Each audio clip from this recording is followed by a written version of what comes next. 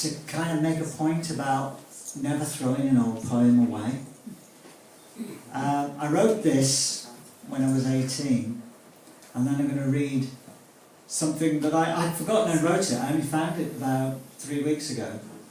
And I'd remembered it, but I'd rewritten it. And so I'm going to read the two, because they're quite different, but they're kind of about the same event. One's called Death, and it sounds really morbid, but it's sort of typically what you might write as an 18-year-old, I suppose. It was afternoon when I met Death. The farmer brought it, cold stranger.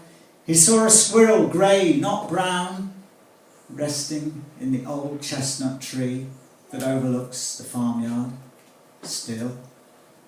I knew what was soon going to pass. The birds awaited sentence, strangely mum, and my friend, who fought in long defence, was cast aside by his father's strong arm.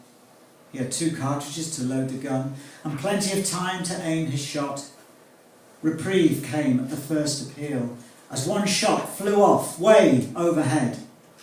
My brother, who was 5, screamed once for blood. Yet the quietness of the farmyard held me, a boy of 9, in awe, till shot 2 brought the grey down. My brother touched it, warm but growing cold. I just winced, its guts lay torn and cut. My friend was weeping with remorse. His father went to milk the cows. He didn't even wash his hands. Wow.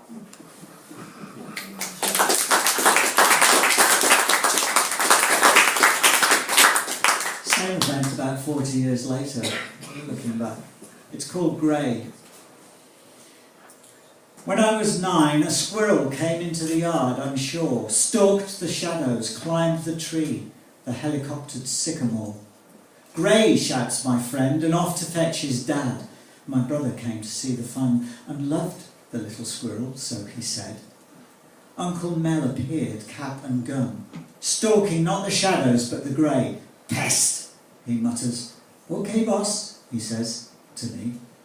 Then loads the gun, signalling the dog. My brother stands so still, quiet first. His mouth is shaping words that will not come. The crack of sound, the thump of body, my brother's wail, an all-clear siren. And Uncle Mel, no remorse or pity, strong to bear the burdens of farm life, unloads the gun, wipes his hands, goes home.